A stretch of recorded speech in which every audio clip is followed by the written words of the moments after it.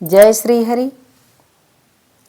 मैं नीलम मिश्रा आपके समक्ष आज पुनः उपस्थित हूँ लेकर एक पौराणिक कथा। पौराणिक कथा में आज मैं लाई हूँ बहुत सुंदर कथा। कथा है भक्त गणिका की कथा। गणिका को किस प्रकार परमात्मा ने गणिका का उद्धार किया, इसकी कथा है। इस कथा को आप ध्यान पूर्वक सुने और परमात्मा की भक्ति करें। तो सुनिए। एक समय की बात है, एक कन्या रहती थी एक बाजार में। बाजार में उस कन्या के न माता थी और न पिता थे। उसके घर परिवार में कोई नहीं था, वो अकेले रहती थी। अकेले वो किसी प्रकार से जीवन यापन करती और उसे कुछ भी भान न था कि मैं पाप कर रही हूँ कि पुण्य कर रही हूँ, क्या मैं किस रास्ते पर चल रही हूँ, उसे कुछ भी ज्ञान नहीं था। जब वो बालिका बड़ी हुई धीरे धीरे, तो इस समाज के लोगों ने जिस प्रकार उसका उपयोग किया उसी प्रकार वह चल दी। अब उसके कोई था नहीं, इसलिए उसकी आजीविका की समस्या थी। आजीविका उसे क्या करना चाहिए जिससे धन आए और उसका भरण पोषण हो, उसे भोजन वस्त्र और आवश्यकताएं पूर्ण हो, इसी चिंता में वो रहती। और धीरे धीरे समय कब पलटा, कब वो वेश्यावृत्ति में फंस गई, उसे पता ही नहीं चला, क्योंकि उसके पास ज्ञान ही नहीं था कि हम क्या कर रहे हैं, अच्छा कर रहे हैं, बुरा कर रहे हैं, पाप कर रहे हैं, पुण्य कर रहे हैं। जब उसे ज्ञान ही नहीं था तो करती क्या, अपना उसी प्रकार से वो चलती रहती। दिन भर अपने कार्य में दक्ष रहती और शाम होते ही वह अपने ग्राहक की प्रतीक्षा करती कि कब कोई आए और मेरा उपयोग करे और मुझे धन की प्राप्ति हो। मेरा सारा कार्य पैसे से ही होना है और पैसा मिलेगा तभी होगा। यही विचार करते करती वो दिन भर, और शाम को ग्राहक आते और इसका भोग करते और इसे पैसा देते चलते बनते। यही इसका जीवन था। इसे कुछ भी पता नहीं था कि मेरा सम्मान हो रहा है, मेरा अपमान हो रहा है, इस समाज में मैं किस प्रकार की दृष्टि से देखी जा रही हूँ, उसे कुछ भी भान नहीं था। जब कुछ भी भान न हो, किसी को अपनी समीक्षा करने का ज्ञान ही न हो, आकलन करने का की बुद्धि विवेक भी न हो, तो क्या कर सकता है। उसके लिए तो अच्छा भी अच्छा है और बुरा भी अच्छा है। यही हाल गणिका का था। गणिका उसी रास्ते पर चलती जाती और उसे कोई फर्क नहीं पड़ता कि कोई बाहर मुझे क्या कह रहा है। न उसे सत्संगति पता रहता और न दुसंगति पता रहता। उसका बस एक ही कार्य बन गया कि जो कार्य उसने अपना लिया उसी में वो खुश थी, प्रसन्न थी कि चलो कोई न कोई मुझे आजीविका मिली है और मैं इसका पोषण कर रही हूं। इसी प्रकार चलता रहा। किंतु परमात्मा की माया बड़ी निराली है। वो चाहता है तो बड़े बड़े पापियों को तार देता है और चाहता है तो बड़े बड़े योगियों को नरक में धकेल देता है, क्योंकि उनकी महिमा कोई बिरला ही जानता है, कोई भक्त ही थोड़ा बहुत जानता है। लिखा भी गया है, तुलसीकृत रामायण में भी लिखा गया है कि लक्ष्मण होया है मरम न जाना, और जो कुछ चरित रचा भगवाना। कि लक्ष्मण को भी नहीं पता था कि परमात्मा श्री राम भगवान क्या कर रहे हैं। जो कि रात दिन उनके साथ रहते, उनकी सेवा करते, उनकी शुश्रूषा करते, तब हम आप कैसे जान सकते हैं उनकी महिमा को? हमें कहाँ इतना ज्ञान है, इतना बुद्धि है, इतना विवेक है? हाँ, जो उनके चरण का दास बन के रहेगा, उनके लिए तो परमात्मा कुछ न कुछ अपना ज्योति पुंज दिखाई देते हैं कि कुछ न कुछ हमें भान हो जाता है कि परमात्मा की कृपा किस प्रकार होती है भक्तों पर। अब गणिका का इसी प्रकार चलता रहा जीवन, किंतु समय जब पलटा तो एक दिन घटना ऐसी घटी कि उसके जीवन में उजाला छा गया। बात यूं हुई कि एक दिन बारिश इतनी जोर की शुरू हुई, इतना वर्षा कि रात दिन बारिश बंद होने का नाम ही नहीं। अब जब बारिश बंद नहीं हो रही थी तो बहुत परेशानी हो गई, लोग अस्त व्यस्त, सबका जीवन हो गया। आंधी तूफान के साथ, गर्जना के साथ बारिश हो रही थी। दिन बीता, रात बीती। अब उस रात गणिका के यहाँ कोई ग्राहक नहीं आया। जब सब लोग अपने में व्यस्त हैं तो कौन भोग के पीछे मरेगा? गणिका प्रतीक्षा करती रही, रात बीत गया, कोई नहीं आया। दूसरे दिन पुनः वही बारिश, वही वर्षा, वही आंधी, वही तूफान और ठंडक की ठिठुरती रात, अंधेरी रात, और उसमें तो कुछ नहीं सूझता। अब जब बारिश थमने का नाम नहीं ले रही थी, तब भी सब लोग अपना अपना दरवाजा बंद कर लिए कि जब बारिश हो रही है तो कौन जाएगा बाहर। किसी तरह से ठंडक में अपने को समेट करके लोग अपने अपने कुटिया में, अपने अपने आवास में बंद थे। एक साधु महाराज अपनी बाजार से लौट रहे थे कि उनके अब बारिश में भीगने लगे। रातें अंधेरी थी, बारिश थमने का नाम नहीं ले रही थी। अब वह साधु महाराज एक हाथ में एक पिंजरा लिए हुए थे। पिंजरा ले करके उसमें एक तोता था, उस तोता को ले करके वह चलते जा रहे थे। एक साल ओढ़े थे, उस साल का कोई कोना नहीं बचा था जो भीग न गया हो। अब साधु महाराज वृद्धावस्था में ठिठुरते हुए जा रहे थे और सबके दरवाजों पर दृष्टि डालते कि कोई किसी का दरवाजा अगर खुला हो तो थोड़ा आराम कर लूं, थोड़ा मैं भीगने से बच जाऊं, क्योंकि ठंडक बहुत है। और उनके हाथ में जो सुख था, उस सुख पिंजरे में वो सुख भी छटपटा रहा था ठंडक से। अब साधु महाराज को उससे असीम प्रेम था। उस असीमित प्रेम के साथ साधु महाराज ने सोचा कि इसे किस प्रकार मैं बचाऊं, मैं क्या करूं, मैं भले भीग जाऊं लेकिन इसे तो बचाना ही है।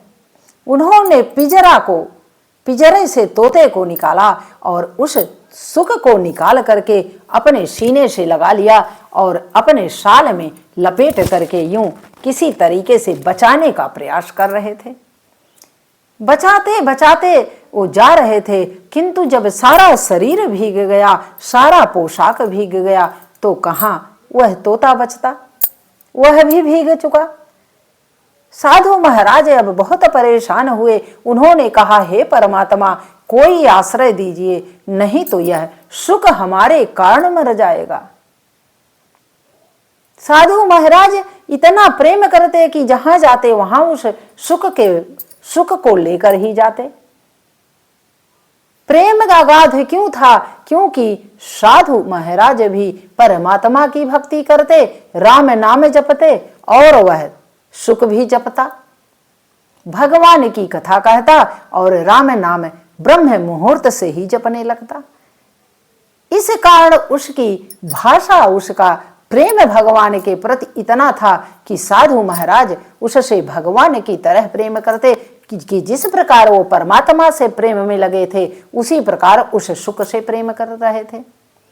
अब उसकी सुरक्षा के कारण वो एकदम छिपाए हुए जा रहे थे और परमात्मा से निवेदन कर रहे थे कि हे प्रभु, कोई आश्रय दीजिए जहां मैं शांत पूर्वक इस वर्षा से, इस प्राकृतिक आपदा से बच सकूं।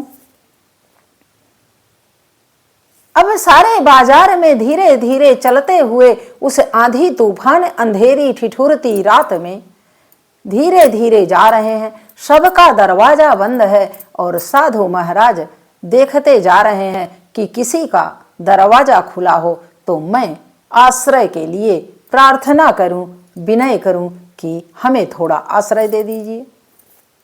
उन्हें कोई दरवाजा नहीं मिला कि जिसका दरवाजा खुला हो। सब लोगों ने अपने अपने दरवाजे बंद कर लिए थे और कुंडी लगा लिए थे। आगे बढ़ते हैं जब साधु महाराज तो देखते क्या है कि एक दरवाजा खुला हुआ था थोड़ा सा, और एक दीपक की लौ टिमटिमाती हुई रोशनी बाहर आ रही थी। उन्हें थोड़ा सा यह भान हुआ कि अब परमात्मा ने कोई रास्ता तो दिखा दिया है, चलिए देखते हैं कि यहाँ कोई हो तो मैं थोड़ा सा आराम कर लूंगा, बारिश से बच जाऊंगा। जब वो जाते हैं तो वो गणिका का आवास था। गणिका अपने ग्राहक का इंतजार कर रही थी कि कोई ग्राहक आए और मुझे धन दे और उपयोग करे, निकल ले। इस प्रकार वो जब गणिका तो बैठी हुई थी अंदर, और साधु महाराज ज्यों ही पैर उसके बरामदे में रखते हैं त्यों ही वह अंदर से बोलती है कि आ जाइए, आप ही का इंतजार मैं कर रही थी। साधु महाराज जब ऐसी आवाज सुनते हैं तो सन्न हो जाते हैं और सोचते हैं कि किस प्रकार की यह नारी है, किंतु उन्हें समझते देर नहीं लगती कि बात क्या है। वो जाते हैं और जवाब में वो उत्तर में यही बोलते हैं कि बेटी मैं आ रहा हूं, मुझे थोड़ा आश्रय चाहिए। अब जब बेटी शब्द वो सुनती है तो वो तो असहज होने लगती है कि मैं तो क्या सोच रही थी और ये तो ग्राहक है ही नहीं। किंतु वह फिर भी निडरता से कहती है, क्या मेरे साथ रात्रि गुजारोगे? अब वो साधु महाराज ने कहा कि बेटी रात्रि गुजारने के लिए ही तो मैं आया हूं और मुझे आसरा चाहिए। मैं बहुत भीग चुका हूं, मेरा सुख जो है वो भी भीग चुका है और उसका पिंजरा तो पता नहीं खो गया रास्ते में आंधी तूफान में। मैं बहुत समस्या से ग्रस्त हूं, इस कारण रात्रि तो यहां बिताना ही है। जब इस प्रकार साधु महाराज कहते हैं तो गणिका की सोच बदल जाती है, विचार बदल जाते हैं और वो कहती है कि महात्मन बैठिए, आपके लिए मैं वस्त्र लाती हूं। और वो वस्त्र देती है, शाल वगैरह देती है कि आप अपना बदल लीजिए कपड़े को बदल करके, और धोती और शाल देती है। साधु महाराज कपड़े बदल लेते हैं और बदल लेते हैं तो वो आग जला देती है, क्योंकि ठंडी की रात थी, कपकपी लगी हुई थी। साधु महाराज कांप रहे थे और उनके हाथ में तोता भी सिकुड़ करके बैठा हुआ था। गणिका जब आग जलाती है तो वो बहुत आशीर्वाद देते हैं कि जा बेटी, तेरा परमात्मा कल्याण करे, तुझे सद्बुद्धि दे। परमात्मा की महिमा बड़ी निराली है, परमात्मा ने हमें आश्रय दे दिया। जब परमात्मा का नाम गणिका सुनती है तो वो सोचती है, कभी तो मैंने जीवन में जाना नहीं कि कौन परमात्मा है, कौन राम है, कौन कृष्ण है। आज तो ये साधु महाराज पता नहीं क्या बता रहे हैं। जब वो बैठ के आग सिकवाती है उन्हें, स्वयं भी वहां बैठती है, तो साधु महाराज सत्संग करते हैं, भगवत चर्चा करते हैं, प्रभु नाम की महिमा गाते हैं।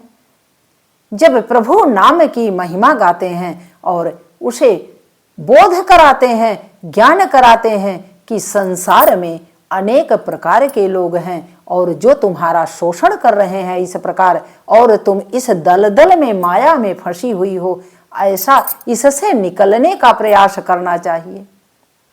परमात्मा का भजन करो, परमात्मा तुम्हें कोई न कोई रास्ता दिखाएगा, वह अच्छी आजीविका देगा और तुम्हारा भरण पोषण भी करेगा।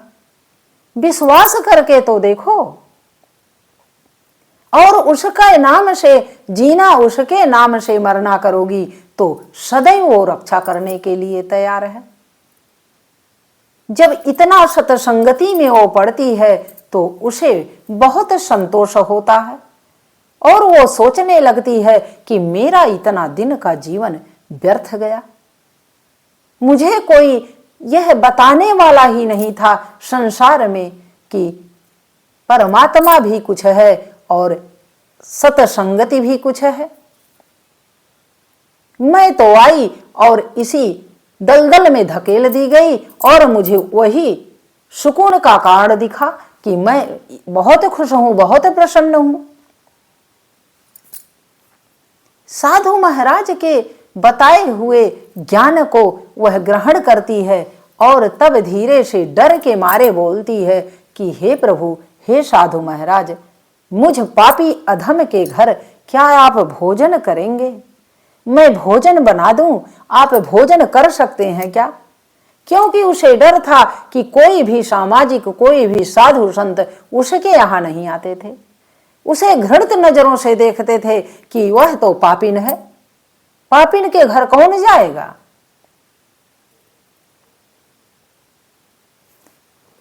अब इस कारण वह उपेक्षित थी, उपेक्षित होने के कारण उसे बहुत डर था, बहुत भय था। इस कारण उसने पूछा धीरे से कि महात्मन, अगर आप कहें तो भोजन की व्यवस्था करूं, अन्यथा मैं क्या कर सकती हूं, अगर आप नहीं खाएं भोजन प्राप्त करेंगे। साधु महाराज ने कहा कि तेरा पाप बुद्धि अब समाप्त हो चुका है बेटी, इसलिए अब तू परमात्मा के आश्रय में आ गई है, तेरा सारा भ्रम मिट गया है, सांसारिक भोगों से तुम मुक्त हो गई है, तो अब भोजन बना, मैं भोजन अवश्य करूंगा। और वह गणिका भोजन बनाती है बड़े प्रेम से, और वो सुख जब उसको आग सेकवा देते हैं तो सुख राम नाम की महिमा गाता है और राम नाम का जप करता है। जब राम नाम का जप करता है तो गणिका बड़े प्रेम से सुनती है, और कब भोजन बन गया समय ही नहीं पता चला उसे। और उसने भोजन जितना उसके पास सामग्री थी, जितने बना सकती थी कि अच्छा से अच्छा भोजन करा सकूं साधु महाराज को, अच्छा से अच्छा भोजन उसने बनाया और भोजन बना करके कहा कि महात्मन, आप परमात्मा का भोग लगाएं और भोग लगा के प्रसाद ग्रहण करें, उसके उपरांत मैं ग्रहण करूंगी।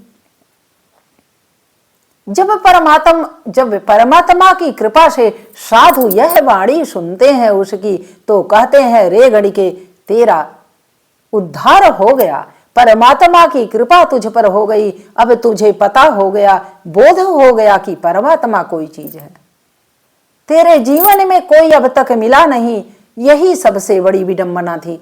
अब तो तेरा उद्धार परमात्मा करने के लिए ही हमें भेजे हैं, इसलिए तू अब परमात्मा के रास्ते पर चल और राम का नाम ले। वहां परमात्मा की कृपा से ही साधु महाराज भोजन करते हैं और उस तोते को भी खिलाते हैं। तोता रात्रि भर राम राम जपता है और साधु महाराज भी वहां पर रात्रि गुजारते हैं।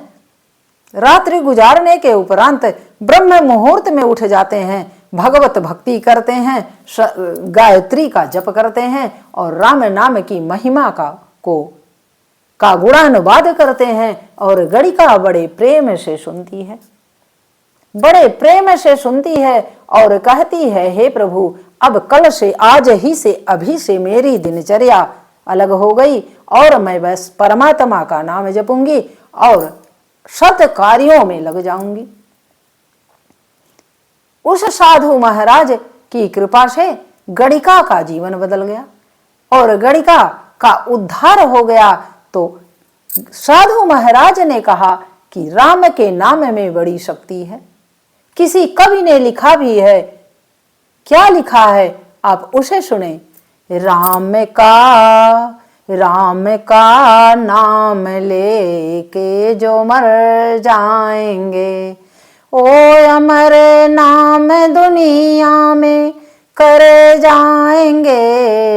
राम का नाम लेके जो मर जाएंगे, ये न पूछो कि मर के किधर जाएंगे, ये न पूछो कि मर के किधर जाएंगे, ओ जिधर भेज देंगे उधर जाएंगे, ओ जिधर भेज देंगे उधर जाएंगे, ओ जिधर भेज देंगे उधर जाएंगे। टूट जाए न माला, टूट जाए न माला कहीं प्रेम का, टूट जाए न माला कहीं प्रेम का। प्रेम ही सबसे असीम चीज है। प्रेम अगर नहीं छूटेगा तो भगवान उद्धार अवश्य करेंगे। टूट जाए न माला कहीं प्रेम का, कीमती ये रतन सब बिखर जाएंगे, कीमती ये रतन सब बिखर जाएंगे। बात मानो न मानो खुशी आपकी, बात मानो न मानो खुशी आपकी। हम मुसाफिर हैं कल अपने घर जाएंगे, हम मुसाफिर हैं कल अपने घर जाएंगे।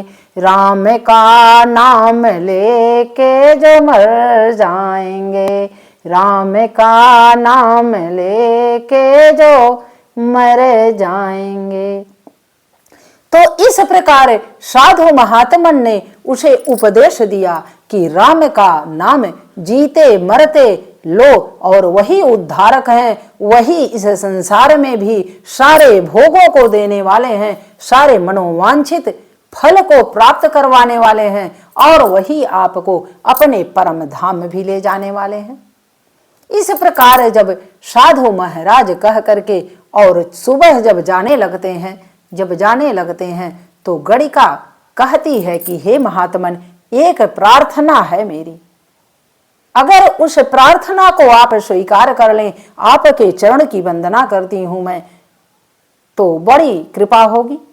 साधु कहते हैं कि बोल बेटी, क्या कहना है तुझको, जो कहना हो अति शीघ्र कह दे, क्योंकि संत वही विचरंती मही, मुझे एक जगह पे ठहरना नहीं है, मैं चलता रहता हूं। साधुओं का काम है कि चलते जाना प्रभु का भजन करते जाना। तो गणिका क्या कहती है कि महात्मन मुझे यह अपना सुख दे दें, क्योंकि यह मुझे मार्गदर्शन कराता रहेगा और मैं इसकी सेवा करने का प्रयास करूंगी और इसके मार्गदर्शन में रहूंगी, तो भगवत भजन नहीं छूटेगा, भगवान का नाम जपती रहूंगी और मुझ पापिन का उद्धार परमात्मा करेंगे। तो साधु महाराज कहते हैं कि कोई बात नहीं बेटी, अगर यह तो अमूल्य रत्न है मेरे लिए, किंतु मैं तेरी सेवा के बदले अमूल्य रत्न, अपनी अमूल्य निधि को तुझे सौंपता हूं, तू इसकी सेवा कर और ये तेरी सेवा करेगा, रोज ही प्रभु की भक्ति करेगा और तुझसे भी कराएगा। इस प्रकार साधु महाराज उसे गणिका को, उस तोते को सौंप करके चले जाते हैं और गणिका उस तोते के सहारे, उस सुख के सहारे ही अपना जीवन यापन करती है और वो एक योगी की दिनचर्या से जीवन यापन करती है और अंत में उसका भी कल्याण हो जाता है और प्रभु उसका उद्धार कर देते हैं। और जब वो मरने लगती है तो परमात्मा का विमान उसके लिए आता है और वह उसमें बैठकर परमात्मा के पास जाती है। तो अगर आप भी भक्ति करेंगे, समर्पित भाव से हम भी भक्ति करेंगे, तो इस संसार से परमात्मा सारे मनोवांछित फल भी देंगे और अपना परम धाम भी देंगे। बस प्रेम समर्पण होना चाहिए। तो यहीं पर ये कथा समाप्त होती है बंधुओं एवं बहनों। अगली कथा मैं अगली वीडियो में लेके आऊंगी और तब तक के लिए जय श्री हरि। श्री कृष्ण गोविंद हरे मुरारे, हे नाथ नारायण वासुदेवा।